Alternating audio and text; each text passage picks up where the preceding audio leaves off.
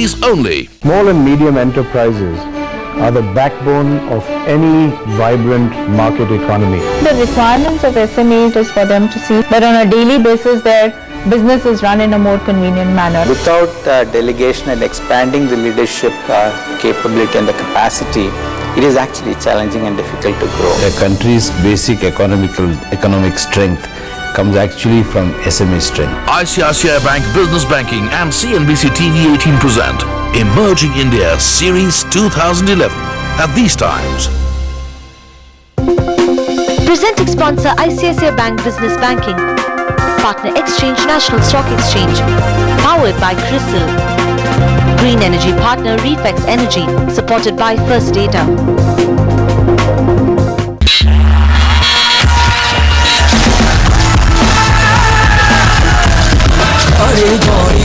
BlackBerry's menswear. Go sharp.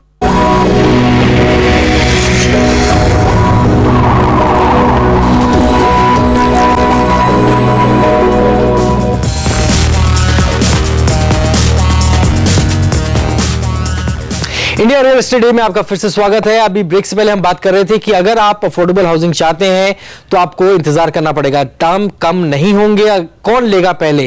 क्या आप अपने दाम बढ़ाकर आप पैसे देंगे या बिल्डर दाम कम करेंगे? मैं आपके पास आना चाहता हूं बबन, क्योंकि आपने बोला इंफ्रास्ट्रक्चर में थोड़ा जोर लगाना पड़ेगा, लॉन्ग टर्म है। शॉर्ट टर्म में बताइए क्या हो सकता है जिससे कि ये मसला सुलझे? दाम गिराने के लिए आपको एफएसआई की या तो स्क्रैप करनी पड़ेगी या तो बढ़ोतरी करनी पड़ेगी। आपको जितनी चीजों में टाइम लगता है, for instance high rise committee के आज की तारीख में मैं आपको बता सकता हूं एक साल तक आपको अप्रूवल्स नहीं मिलती। इस तरह से अगर the price increases for the developer, क्योंकि जो money that he has put in is carrying an interest rate which is 14-15%, तो he is going to charge it to the consumer. ये सारी चीजों को आप जितना कंप्रेस कर सकते हो, the time which you can compress and the FSI that you can increase will lead to more supply coming in the market, and please believe it, nothing that you and I can do beyond supply and demand curve. Today अगर आपके पास demand है, जो मुंबई में आज की तारीख में भी पॉजिटिव प्रेशर है डिमांड का 2.5 या 3% का जो है, ये अगर आप डायरेक्टली मीट नहीं करते हो तो स्लम्स बढ़ती है, और ये स्लम्स आप देख रहे हैं are the root cause for half the problems of the city, and we have to address this with open eyes. We have to take those slum redevelopment schemes, we have to give them the additional benefits to the developers जो वो कर रहे हैं, और फिर उसकी वजह से जो हाउसिंग स्टॉक मार्केट में आएगा, उसकी वजह से जो डिमांड की मीट होगी, तब जाके आपके प्राइसेस नीचे आएंगे, वरना ये we are just sitting over here and debating something that will never happen. प्रोतन यहाँ पर पूछना चाहूंगा, चलिए अगर आप नई जमीन खरीद रहे हैं तो उसके लिए शायद आपको ज्यादा कीमत देनी पड़ रही है, लेकिन बहुत सारे बिल्डर्स ऐसे हैं जिनके पास अपनी पुरानी जमीन है जो काफी कम भाव पे, लेकिन उस पे भी प्रोजेक्ट जो खड़ा होता है वो उतनी ही कीमत का या उतना ही महंगा खड़ा होता है, तो क्या वहां पर कीमत कम नहीं की जा सकती? आई थिंक मैं आपको जैसे बता रहा था कि it is in Bombay city at least who will bring first, जैसा हो गया है कि यहाँ पे developers are not bringing down the prices. Some of the reasons are very justified for why they can't bring down the prices, and on the other hand consumers are waiting for prices to come down. So I think there is a predicament which is there, but I think that rather than focus only on the short term, अगर हम लोग एक साल के बारे में देखें, क्योंकि ये problem over and over cyclic है ना, ये वापस होता है। मुझे लगता है कि development investment in development and increasing policies like MMRDA का 4 FSI policy और AMADA का policies, these policies should be encouraged more so that I know more affordable stock comes up, and these are easy to do. Infrastructure, setting up infrastructure is a more long term, but it has to start somewhere. We don't see where it is starting. I understand the question is that these are 5 साल का program है, एक bridge 10 साल में बनेगा. It can be cut down to a smaller, more manageable time limits, but it also has to start somewhere. That is not happening. हम लोग खाली बातचीत ही करते रह जाते हैं, but कुछ काम on the ground the work is very little. मैं आपके सवाल का एक और जवाब देना चाहता हूं।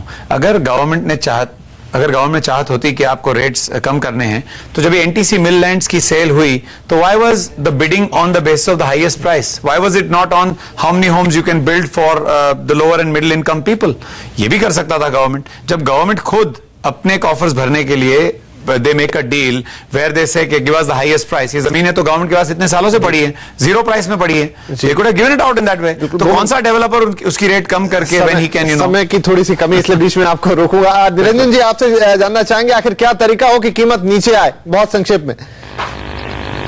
2 बात तो मैंने पहले की, एक तो एफएसआई के बारे में थी, दूसरे इंफ्रास्ट्रक्चर, तीसरी बात है इंटरेस्ट कॉस्ट। मेरे अंदाज से जो आरबीआई की क्रेडिट पॉलिसी रही है वो एंटी इन्फ्लेशनरी नहीं है, लेकिन इन्फ्लेशनरी ज्यादा हो गई है। हमारी जो कॉस्ट है हर आइटम में मुद्दे पर इंटरेस्ट कॉस्ट के कारण बढ़ गए हैं और जो EMI जो हमारे होम परचेसर्स है वो भी काफी ज्यादा हो गए। एक बात और मैं दोहराना चाहता हूं, ये लास्ट बजट के अंदर सेक्शन 35 में अमेंडमेंट आया था, वहां बताए थे कि जो डेवलपर्स को अफोर्डेबल हाउसेस बनाना है तो कौन से कंडीशन पर हमको बनाना है, लेकिन सरकार ने फाइनेंस मिनिस्ट्री भूल गए ये प्रोविजन और आज की तारीख में जो फरवरी 20 को ऐलान किया था आज तक उन्होंने प्रोविजंस को ऐलान नहीं किए। तो मेरा अंदाज है कौन से बिल्डर्स अफोर्डेबल हाउसिंग करेंगे जहां सरकार भी उनको समय नहीं मिल रहा है कि वो अफोर्डेबल हाउसिंग कैसे बनाए और कौन से कंडीशंस में बनाए।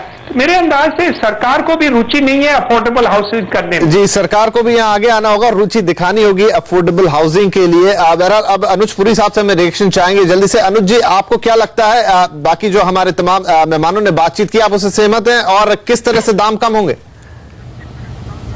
बिल्कुल सहमत हैं। उसके अंदर सिर्फ एक ही चीज है, FSI इंक्रीज करेंगे तो आप ये श्योर करें कि इंफ्रास्ट्रक्चर उस सिटी में डाल दें, अदरवाइज वो सिटी का तो बेड़ा गर्क हो जाएगा। FSI भी ज्यादा बढ़ा देंगे और कोई इंफ्रास्ट्रक्चर भी नहीं डाला तो वो तो बहुत ट्रैफिक और कंजेशन हो जाएगा। हैदराबाद ने किया पर बहुत अच्छा इंफ्रास्ट्रक्चर पहले डाला और फिर FSI उसने ग्रो किया। जहां तक प्राइसेस का सवाल है, आप देखें तो हम अक्रॉस इंडिया देखते हैं कि जो कंप्लीटेड स्टॉक हैं वो आज की डेट पे 10 से 15% प्रीमियम पे चल रहे हैं देन द प्रीवियस पीक। जो प्रोजेक्ट्स हैं 6 से 9 महीने डिलीवर होने में रह गए हैं वो मार्केट वैल्यू पे चल रहे हैं। आई थिंक जहां पे डिस्काउंट आ रहा है वो हम देख रहे हैं जो प्रोजेक्ट्स अभी लॉन्च हो रहे हैं उसमें दो कैटेगरीज में आप उसको डिवाइड कर दें। एक कैटेगरीज के अंदर जो अच्छे डेवलपर्स का नहीं है प्रोजेक्ट, वो आई थिंक आज की डेट में जो बायर है बहुत इंटेलिजेंट बन गया है, वो प्रोजेक्ट सब्सक्राइब ही नहीं कर रहा, वो खरीदना ही नहीं चाहता। आज से 4-5 साल पहले वो जरूर खरीदता था उसको, पर आज की डेट पे वो जो बैड डेवलपर है उसका प्रोजेक्ट नहीं खरीदना चाहता। गुड डेवलपर जो है उसमें हम देख रहे हैं 5 से 15% का डिस्काउंट है प्राइस में। क्या मिस्टर प्रभु आपको लगता है कि ऐसे प्रोजेक्ट्स में पैसा लगाना सही है? नहीं, बिल्कुल नहीं है। जो जिसका लैंड खरीदा नहीं है, ओनली MOU बना है और वो जो बुकिंग लेते हैं प्लान पास नहीं है, ऐसा डेवलपमेंट में कभी नहीं करना चाहिए।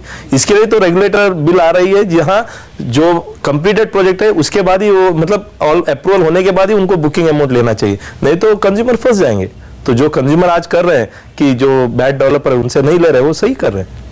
चलिए, तो यहाँ पर रमेश प्रभु जी कह रहे हैं कि प्री लॉन्च से तो आपको थोड़ा बचना चाहिए। बहरहाल लंबी चर्चा हुई, आज हमने तकरीबन 4 से 5 घंटे आपसे बातचीत की। दिन भर हमने आपको बताया कि आप अगर घर खरीदना चाहते हैं तो क्या ये आपके लिए मुनासिब वक्त है। एक रेगुलेटर बनाया जा रहा है रियल एस्टेट मार्केट के लिए, उसके आने से आपको कितना फायदा हो सकता है, और साथ ही हमने चर्चा की वो देश के कौन से इलाके हैं, कौन से पॉकेट से जहां पर आप इन्वेस्ट कर सकते हैं। अगर आप फर्स्ट होम बायर हैं तो भी आपके लिए क्या मौके बन रहे हैं, आपको रुकना चाहिए, इंतजार करना चाहिए। ये तमाम बातें हमने आपसे दिन भर की।